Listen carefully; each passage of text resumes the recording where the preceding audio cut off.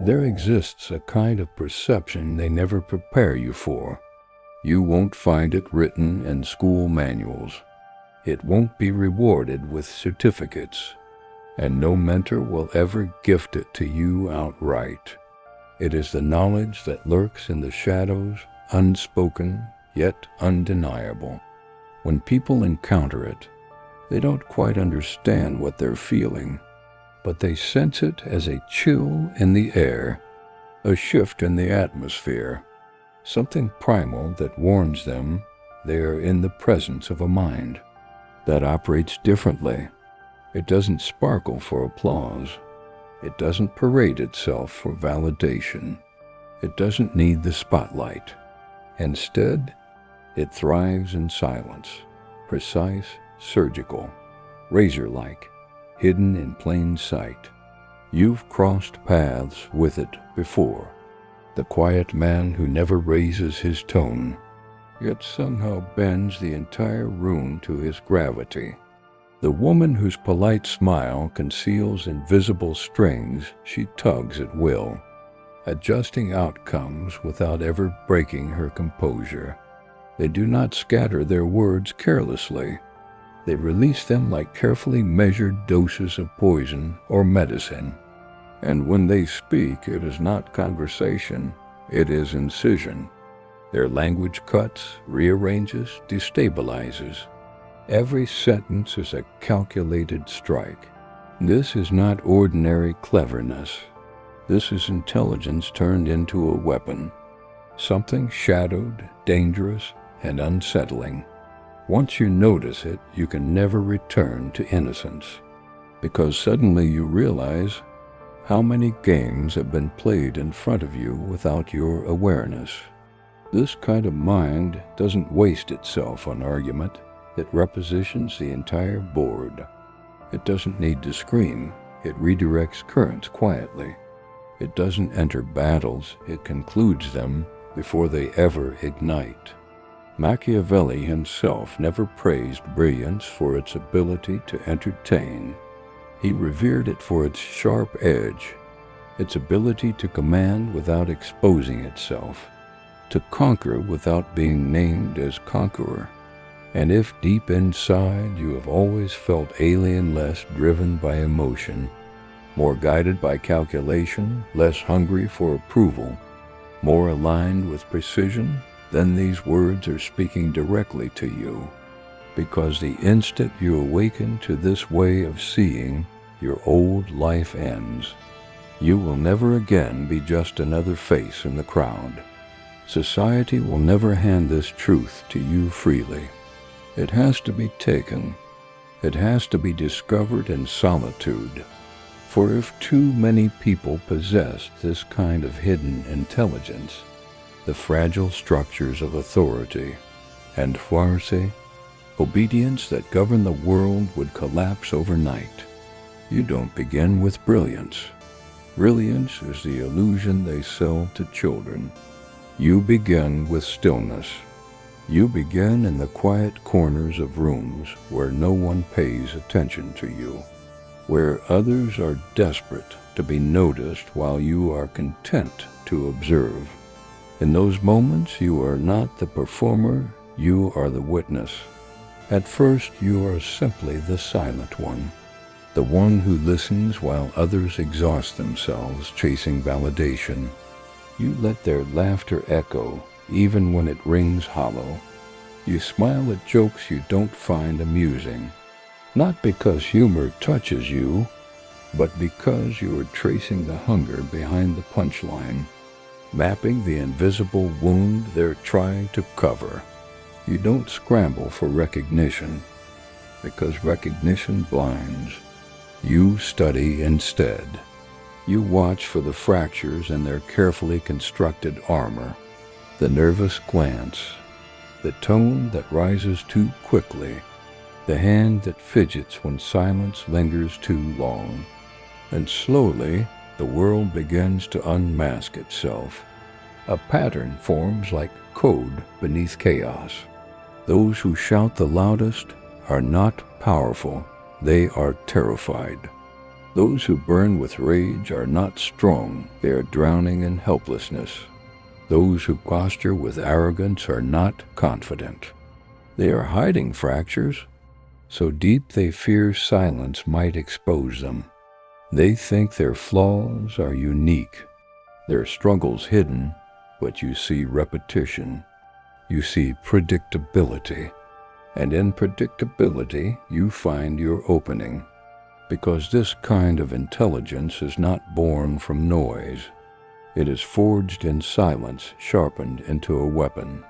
You learn that questions are not for gathering facts. They are scalpels to open people up. You don't ask to know. You ask to watch the hesitation, the pause between their words, the tremor in their voice that reveals more than their answer ever could.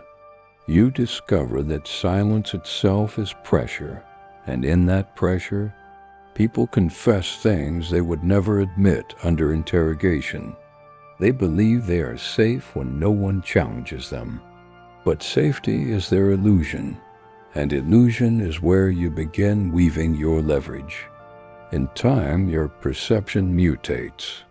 You no longer see people as the characters they pretend to be. You don't see their masks. You see the scaffolding beneath, structures, fragile, incomplete, flawed. You sense the lie forming in their throat before their lips release it. You recognize betrayal long before it erupts into action. You identify weakness not when it collapses, but in the subtle shifts that guarantee its collapse. And this transformation is not about becoming smarter. It is about abandoning naivety. It is the moment you stop believing that truth is sacred. You realize the world doesn't run on truth, it runs on perception. Truth is irrelevant. Belief is everything. And trust, the thing most people hold as holy, you learn to see for what it really is, not a virtue, but a currency. Whoever holds it, spends it, manipulates it, controls the person entirely. Dark intelligence cannot be weighed by test scores, trophies, or empty charisma. It is not a product of academic brilliance, public applause, or surface-level charm. It is measured in something far subtler and infinitely more dangerous: control. The quiet art of shaping perception so delicately that others walk exactly where you want them to go, while believing it was their choice all along. It is the invisible hand rearranging outcomes without ever needing to reveal itself. In this state, words are no longer casual sounds. They are instruments. They are sharpened like blades, filed down with precision, each syllable carrying intent. You don't scatter them freely. You release them like toxins, slow, invisible, irreversible. A single phrase delivered at the right moment does more damage than 1,000 arguments. A single pause destabilizes more than a raised voice ever could. And in this transformation, you discover the futility of defense. To defend yourself is to admit you feel threatened. To explain yourself is to confess you still crave validation. You abandon both. You stop reacting to insults or disrespect because you understand that true punishment does not live in emotional outbursts. It resides in quiet consequences that arrive like fate, unavoidable and absolute. You don't shout. You don't protest. You let inevitability speak for you. At this stage, you are no longer imprisoned by the rules society handed you.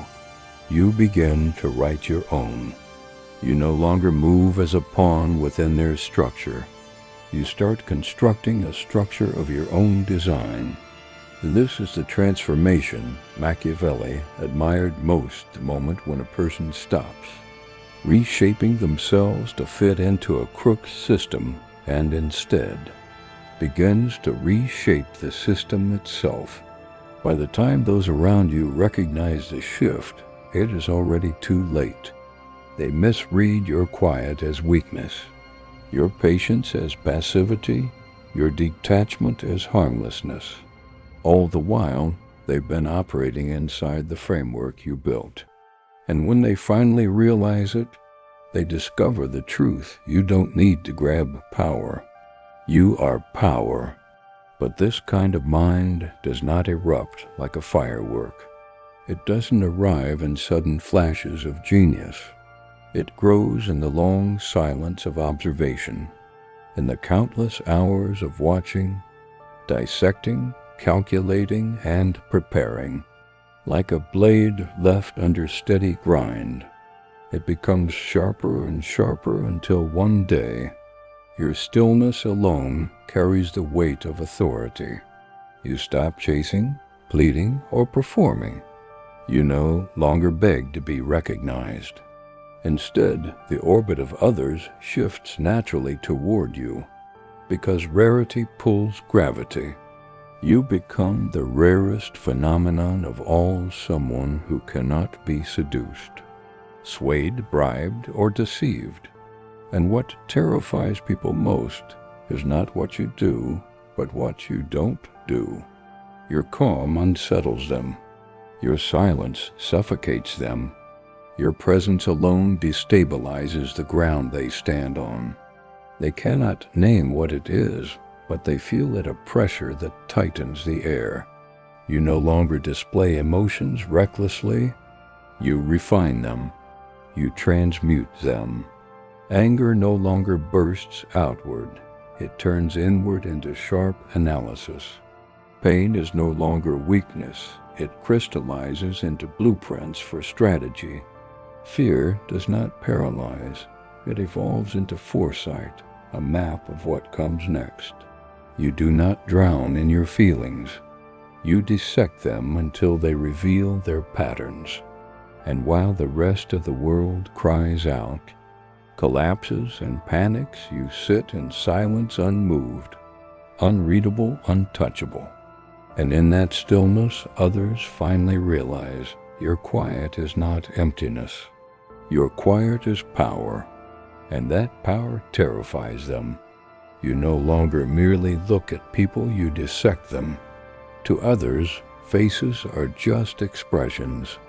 Voices are just sounds, and gestures are just noise. But to you, every glance is a confession. Every tone is a crack in the mask.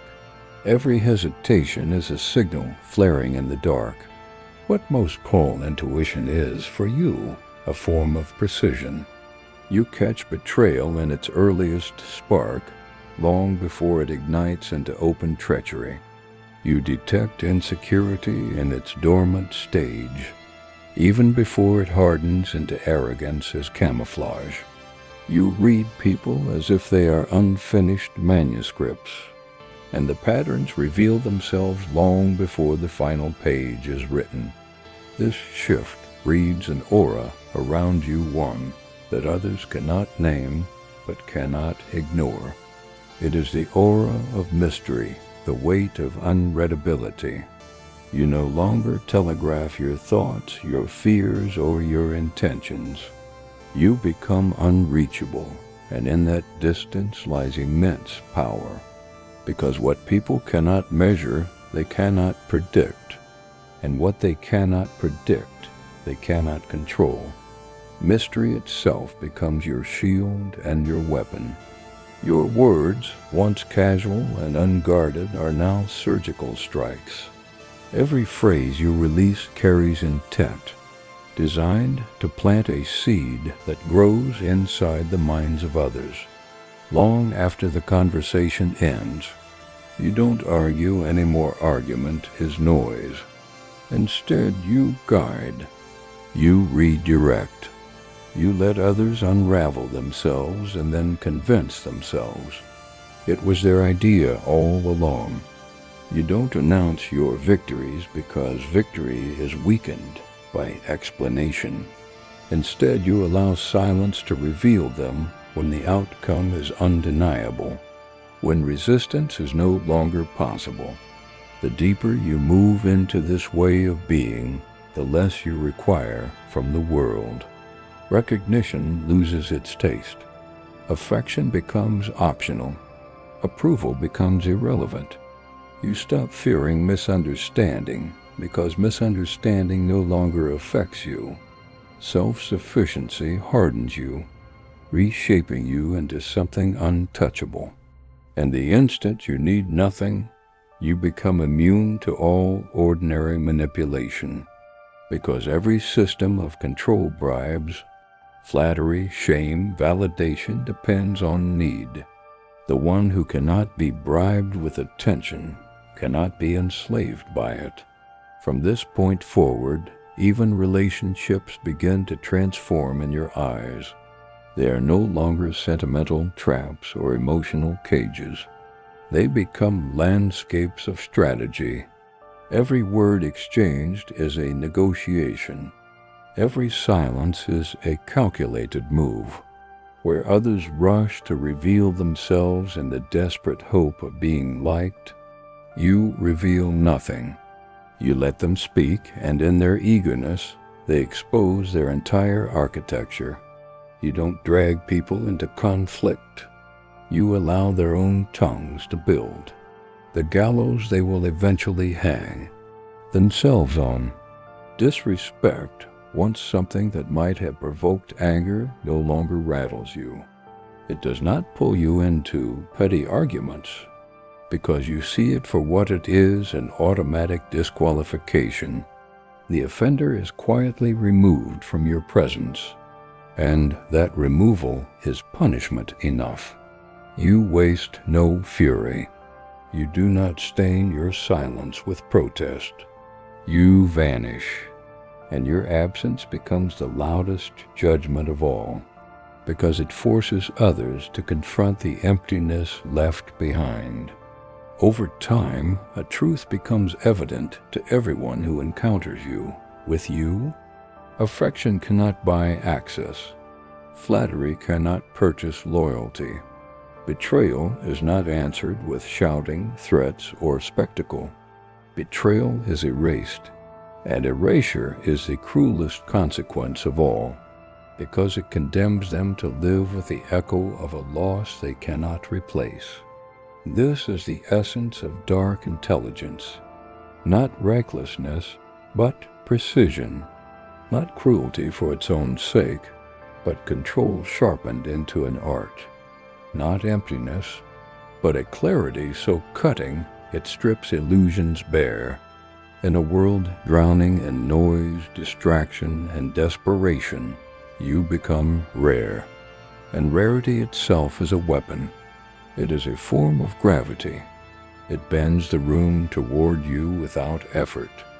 Your silence, once mistaken for weakness, becomes your most articulate form of dominance, because silence unsettles more than any argument.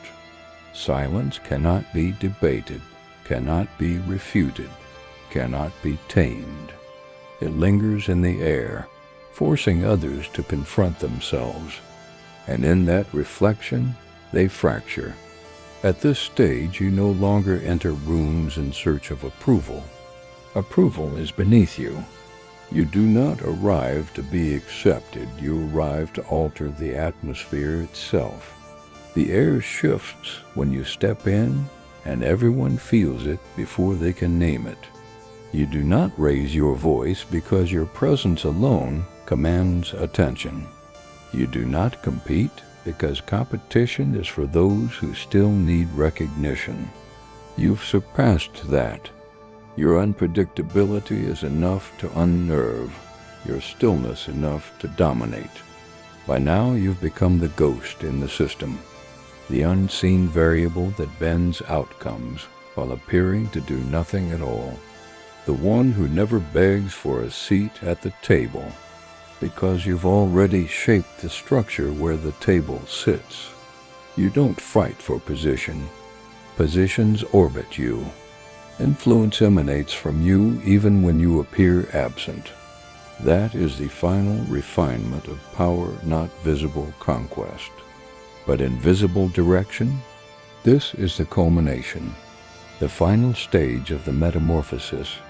Observation matures into foresight.